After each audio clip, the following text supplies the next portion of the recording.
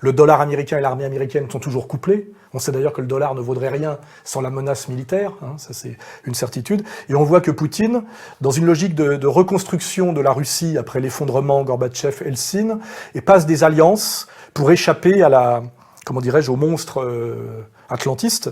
Et il a monté ce qu'on appelle les BRICS, et le club de Shanghai. C'est à la fois une alliance économique et une alliance militaire. Une alliance économique avec la Chine, l'Inde, le Brésil et quelques autres pays qui veulent échapper à la domination américaine. Les BRICS créent leur propre banque et un fonds de réserve.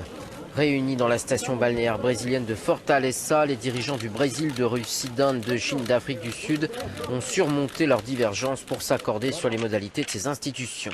Et une alliance militaire, notamment avec la Chine et quelques autres pays. An international organization called the Shanghai Five was formed 5 years after the collapse of the Soviet Union in 1996 to resolve the border disputes between China, Russia, Kazakhstan, Kyrgyzstan and Tajikistan.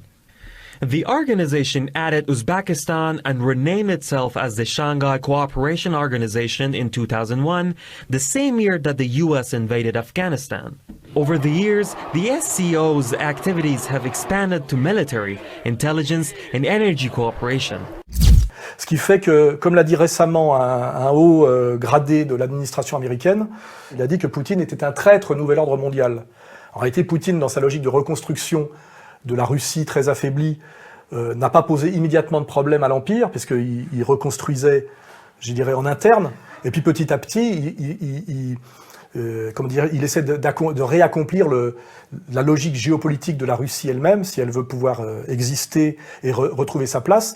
Et notamment sur l'affaire syrienne, il s'est mis clairement à empêcher l'accomplissement des desseins de l'Empire, c'est-à-dire notamment, il n'a pas, après n'être pas intervenu sur la destruction de la Libye, il a empêché la destruction de la Syrie nationaliste et multiconfessionnelle de Assad. Vladimir Poutine veut des preuves tangibles et avertit la communauté internationale en cas d'intervention unilatérale en Syrie. Conformément au droit international, seul le Conseil de sécurité de l'ONU peut sanctionner l'usage de la force contre un État souverain. Tout autre prétexte ou méthode qui pourrait être utilisé pour justifier l'usage de la force contre un État souverain et indépendant est inadmissible et peut être seulement interprété comme une agression. Et ça ne lui a pas été pardonné, puisqu'il a été déclaré qu'il avait trahi le nouvel ordre mondial, ce qui est vrai. C'est-à-dire qu'il est à la tête de la résistance à ce monde unipolaire américain, atlantiste, américano-sioniste. Et aujourd'hui, il est clair que l'Empire veut la peau de Poutine, ce qui va permettre d'articuler la récente crise ukrainienne, l'hyper-diabolisation de Poutine dans les médias français, ce qui est assez absurde. Donc ça va nous permettre effectivement d'avancer. Effectivement, il y a énormément de questions qui se posent sur Vladimir Poutine, qui est au centre du débat en ce moment. À son sujet, comment analysez-vous la situation ukrainienne ? On voit très bien que Poutine a empêché l'Empire de détruire la Syrie et de la faire passer sous le contrôle des djihadistes que ce même empire prétend aujourd'hui combattre en Irak. Là, on voit que les contradictions du système sont à la mesure de leurs mensonges et de leur malhonnêteté. Et donc, pour punir Poutine d'avoir empêché la mise à mort du régime d'Assad, l'Empire lui a montré, d'une certaine manière, qu'il avait les moyens de l'affaiblir dans son précaré et a déclenché la crise ukrainienne, c'est-à-dire à aider, toujours par le système des révolutions colorées dont M. George Soros est le champion, à aider à la déstabilisation du régime pro-russe d'Ukraine et à faire basculer l'Ukraine dans le camp atlantiste par quelque chose qui ressemble à un putsch et à une guerre civile, en s'appuyant sur la jeunesse idiote, les mouvements néo-nazis. Là, on retrouve à chaque fois d'ailleurs Bernard-Henri Lévy faisant l'apologie des antisémites historiques, comme il l'a fait à l'époque de la destruction de la Yougoslavie. On voit toujours Bernard-Henri Lévy aller soutenir les antisémites historiques quand il s'agit de servir l'Empire, ce qui est assez obscène et assez immoral. On rappellera son apologie des Bosniaques, de la SS bosniaque, pour ceux qui ont la culture. Et là, il est allé s'extasier sur le putsch des néo-nazis ukrainiens. Ça renvoie aux tensions ukrainiennes du temps où l'Ukraine était dominée par l'URSS. On comprend historiquement pourquoi il y a des groupes d'extrême droite très anti-russes en Ukraine, mais que l'Empire s'appuie sur ces groupes-là compte tenu de son idéologie des droits de l'homme et de la religion de la Shoah, c'est totalement obscène. Mais ça prouve que l'Empire n'a aucune morale et aucun respect même des citoyens, parce qu'il est capable de leur vendre et raconter n'importe quoi et de passer des alliances avec n'importe qui pour arriver à ses fins. Parubi is a neo-Nazi Badia. There is no question about it. He and his subordinate, a man by the name of Yarosh, Dmitro Yarosh, they belong to a group called the Right Sector. Neo-fascists. There's no other way to describe them. And now Parubi is in charge of the putschist, illegitimate Ukraine government for national security and defense. A very powerful position. It controls intelligence. It controls the Ukrainian military. It controls its internal security forces, its police, and whatever other kind of security forces they have. So this man Parubi is a very, very important figure. Vous savez, en première ligne, ça veut dire quoi? Il y a moins d'extrême droite en Ukraine qu'en France. Pardon. And his number two, Yarosh, he has gone on record saying, I can quote him verbatim, saying he hopes to kill Jews and Russians till he dies. That's a direct quote. Kill Jews and Russians till he dies. These are the kind of people who are running Ukraine. Oui, et alors, est-ce que Jean-Marie Le Pen n'a pas tenu des propos également extrêmement antisémites? Donc nous avons eu en fait un basculement du pouvoir officiel en Ukraine, et là une réaction fatale, c'est qu'une bonne partie des Ukrainiens sont russophiles, hein, la partie est, et puis il y a la question effectivement de la mer Noire, de la Crimée, etc. Donc on a une guerre civile en Ukraine qui est en fait déjà à distance, une guerre d'agression, comment dirais-je, du camp atlantiste contre le précaré russe. Parce que imaginons que la Russie s'amuse à déstabiliser le canal de Panama ou le Mexique. On verrait la réaction des Américains. On voit déjà comment ils ont mal pris l'affaire de Cuba. Hein. En fait, on voit très bien qu'aujourd'hui, ce sont les atlantistes, c'est-à-dire que les Américains qui viennent emmerder les Russes à leurs frontières. Et c'est en Europe de l'Est. Hein. Donc il faut déjà comprendre qui est légitime et qui n'est pas légitime dans cette région-là. Donc en ce moment, il y a une guerre civile en Ukraine, où le camp atlantiste essaye de d'impliquer directement la Russie dans cette guerre. La Russie est responsable de la violence dans l'est de l'Ukraine. La violence est encouragée par la Russie.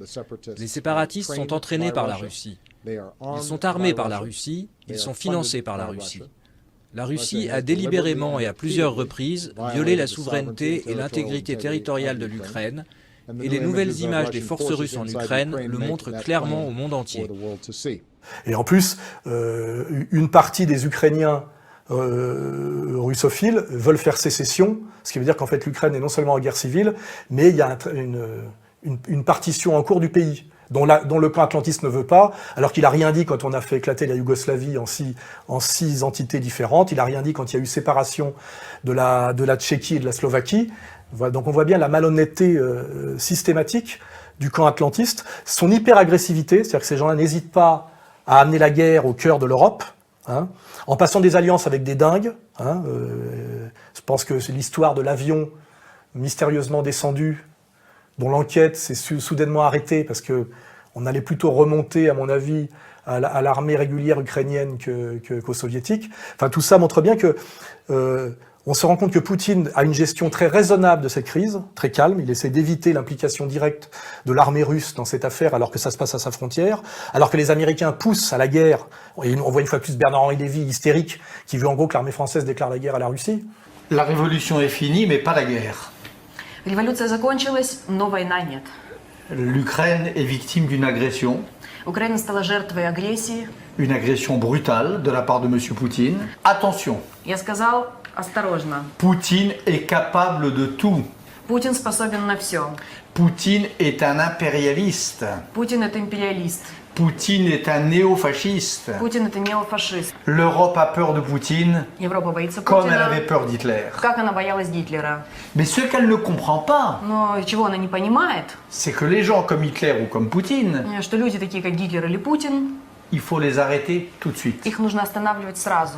Plus on attend, plus ce sera difficile. Чем больше мы ждем, тем труднее будет. C'est pas rien.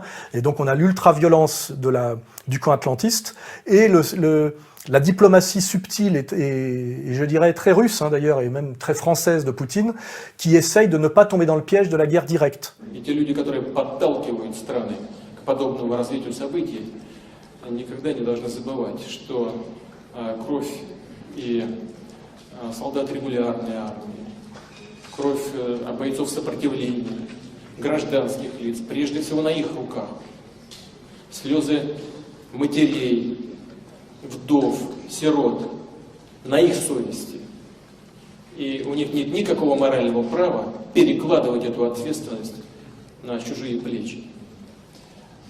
А вот что нужно бы делать совместно, это совместно нужно было бы, конечно, призывать все стороны конфликта на Украине к прекращению, немедленному прекращению боевых действий и к переговорам. Но мы, к сожалению, этого не видим со стороны наших партнеров, прежде всего американских партнеров, которые, как мне кажется, наоборот, подталкивают сегодняшние власти Украины к продолжению братоубийственной войны и к продолжению карательной операции. Такая политика не имеет перспектив. Alors parfois c'est mal compris par des pro-russes qui se disent que Poutine n'en fait pas assez pour défendre les Russes et les pro-russes d'Ukraine, mais en fait il faut bien comprendre que Poutine sait que le temps joue pour lui.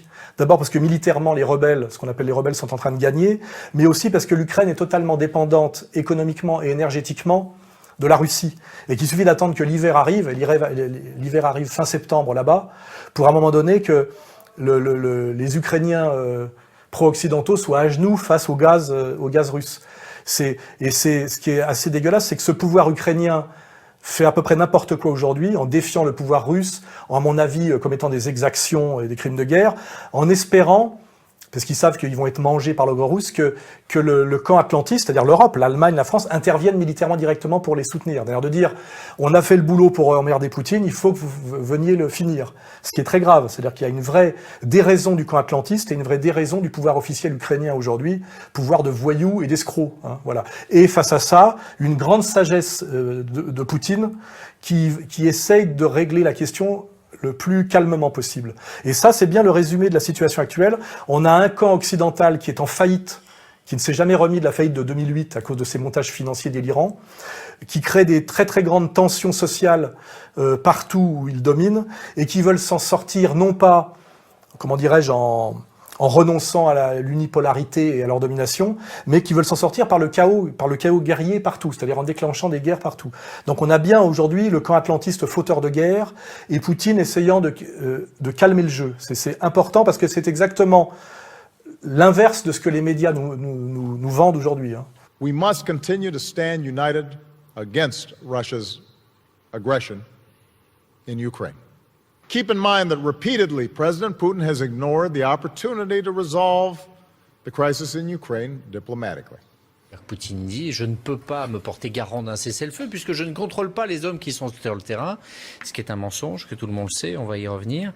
Il se pose donc simplement en facilitateur, ce qui est quand même le comble, alors que c'est lui qui attise cette crise depuis maintenant 4 mois. Vladimir Poutine est en train de faire ce que personne n'avait osé faire depuis des décennies, qui est d'envahir en Europe une nation et de tenter de l'amputer et de la dépecer. Voilà. Alors nous avons de grandes interrogations qui se portent sur l'EIL en Irak et le danger qu'il représente. Oui, là pareil, pour essayer de comprendre, il faut garder une vision globale. Parce que si on suit les médias, on voit qu'il y a un islam radical qui est passé en gros d'Al-Qaïda à quelque chose d'un peu plus organisé et qui s'appellerait l'État islamique. Le IIL, l'État islamique de l'Irak et du Levant, est une des factions djihadistes les plus radicales du Moyen-Orient.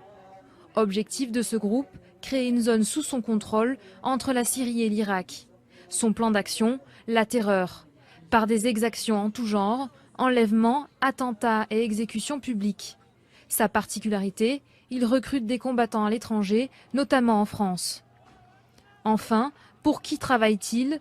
Ne se revendiquant pas d'Al-Qaïda, le IIL présente pourtant la même idéologie. et effectivement l'islam radical, qui est ce nouveau fascisme vert, l'équivalent du nazisme, enfin c'est le discours de BHL et des atlanto-sionistes.